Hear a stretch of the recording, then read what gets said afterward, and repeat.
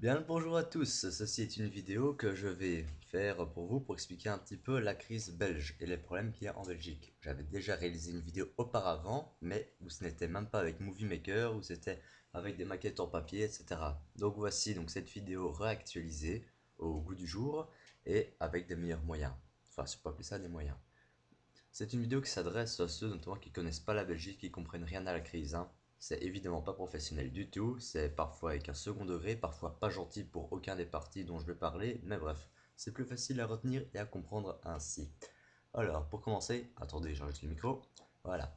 Pour ceux qui ne le savaient pas encore, la Belgique s'est séparée en trois régions. Si c'est des Belges qui ne le savent pas encore, c'est assez pitoyable, mais bon. Donc, au sud, il y a la Wallonie, où on parle français. Au nord, il y a la Flandre, où on parle néerlandais, ou flamand, on dit. Et enfin, la troisième région, c'est Bruxelles-Capitale, la région de Bruxelles. Vous savez, capitale de l'Europe, Bronx de l'Europe, etc.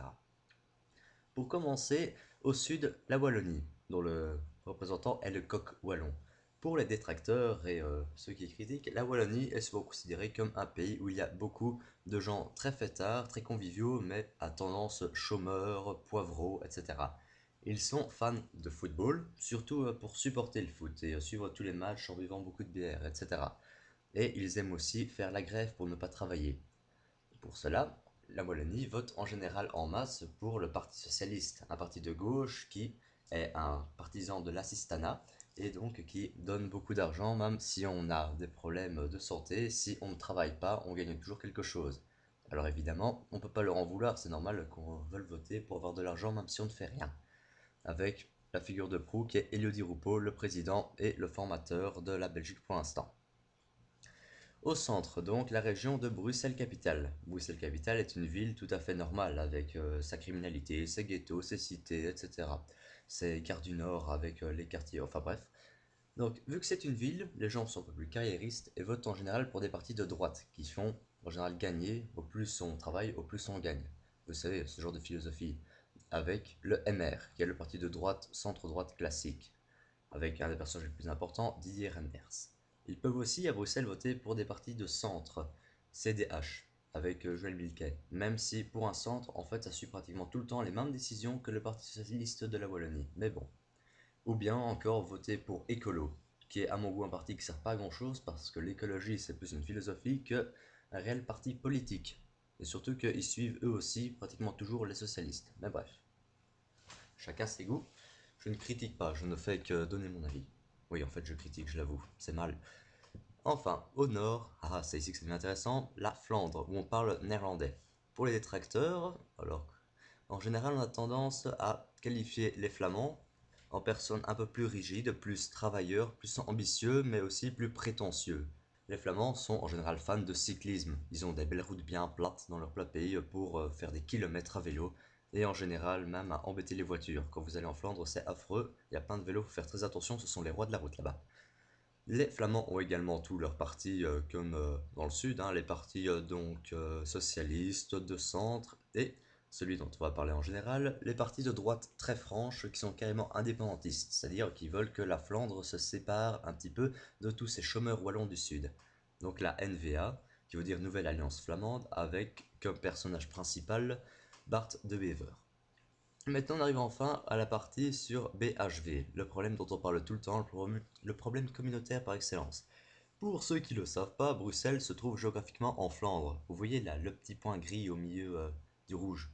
C'est ça. Le rouge, c'est Flandre et le petit point gris, c'est Bruxelles. Évidemment, c'est une ville, donc beaucoup de gens sont allés travailler à Bruxelles, qui proviennent majoritairement de Wallonie, pour la plupart des francophones. Donc c'est la flèche verte là, hop, qui viennent travailler à Bruxelles. La vie dans les grandes villes, c'est pas fun. Pour avoir un logement et un bon domicile, il faut payer très cher ou alors être casé dans des cités. Donc les gens qui veulent habiter aux alentours, ils vont créer des petites banlieues aux alentours de Bruxelles. Et évidemment, autour de Bruxelles, c'est en Flandre techniquement.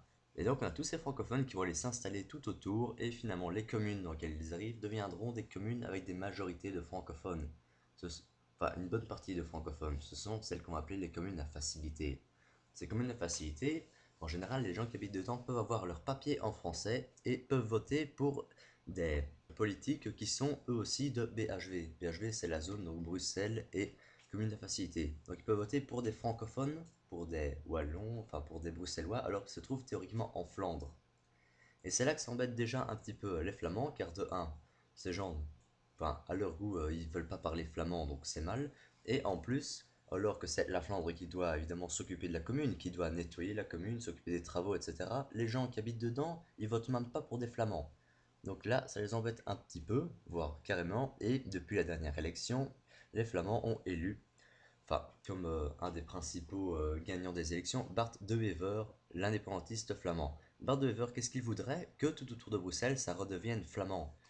Et là, j'avoue que je peux comprendre. Théoriquement, ils sont en Flandre, donc on peut pas trop en vouloir qu'ils veulent que ça redevienne purement flamand, un point c'est tout. Ça embête par contre les gens du Sud et ceux de Bruxelles parce qu'on se retrouverait complètement isolés au milieu de la Flandre et que, allez, comment dire, il n'y aurait plus de lien entre la Wallonie et Bruxelles, alors qu'on avait souvent tendance à les mettre ensemble.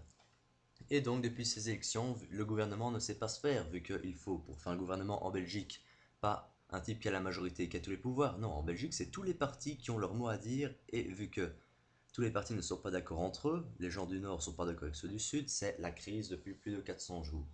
Même plus de 430, mais bon, un jour de plus ou de moins, on a gagné le record du monde, c'est le plus important, on peut être fier de nous.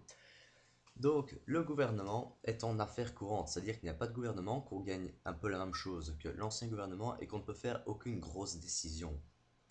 Enfin, on a quand même envoyé des avions pour les bombarder la Libye. Pour moi, personnellement, je crois que c'était plutôt un genre de décision qui aurait été prise si on avait un gouvernement. Je commence à plus trop comprendre qu'est-ce que c'est vraiment que le principe d'avoir un gouvernement pour prendre des décisions importantes. Globalement, donc, comment ça se passe pendant cette crise? C'est toujours le même manège, ça se résume un petit peu à ceci entre les différents partis. Nous avons un, donc Bart de Wever, qui veut que autour de Bruxelles, ça devienne complètement flamand, voire même que Bruxelles devienne flamand aussi. De l'autre côté, donc on a ceux du sud, donc plutôt les Wallons et les Bruxellois qui essayent tant bien que mal de faire des compromis mais qui n'arrivent à rien, tout simplement parce que on a un peu de mal à retenir le rouleau compresseur flamand. Donc on essaie de faire des petits compromis, etc., d'accepter. Et il en faut toujours qu'il y en ait un. Il y a toujours un gars pour être directement opposé aux Flamands, à ne vouloir faire aucune concession et à plomber en général les négociations. Et ainsi, la Belgique, voici où on en est. On arrive peut-être petit à petit à avoir un gouvernement, mais quoi qu'il en soit, on peut être vraiment très fier de nous. On a la honte aux yeux du monde. En plus, maintenant, c'est la crise mondiale financière, donc on va sûrement se choper un plan d'austérité dans la face, mais tant qu'on n'a pas de gouvernement, on n'en a pas, youpi! Mais alors qu'on devrait franchement penser à améliorer les finances, à trouver un moyen, pour l'instant tout ce qui intéresse les négociations c'est le plan communautaire, donc c'est BHV. On fait toujours que parler de ça alors que le monde entier est dans le gouffre. Quand on sait en plus, et on est de l'histoire, que la Belgique est un des pays qui a le plus de ministres. On voit où est-ce que ça mène. On a énormément de ministres qui sont payés des fortunes et pour l'instant depuis 400 jours on a à petit peu près pas fait grand chose. Heureusement qu'ils sont payés, dis donc, hein. Si ça ne dépendait que de moi, je serais pour que, tant qu'il n'y a pas de gouvernement, les ministres soient payés qu'un salaire de caissier de supermarché qui lui au moins travaille beaucoup toute la journée. Et croyez-moi, à mon avis, après quelques semaines, ils auraient directement trouvé des accords. Mais bon, ça c'est juste mon avis. Donc voilà, la petite vidéo se termine où j'ai un petit peu expliqué le problème de la crise belge. J'espère que certaines personnes auront compris quelque chose. C'est bien entendu un point de vue, mais je trouve ça plus clair comme ça. Et c'est sympa, je trouve, pour les gens qui, quelle drôle d'idée, s'intéresseraient à la politique belge. Là, c'est de façon très vulgarisée, très vulgaire. Mais c'est clair, c'est simple, c'est concis. Voilà.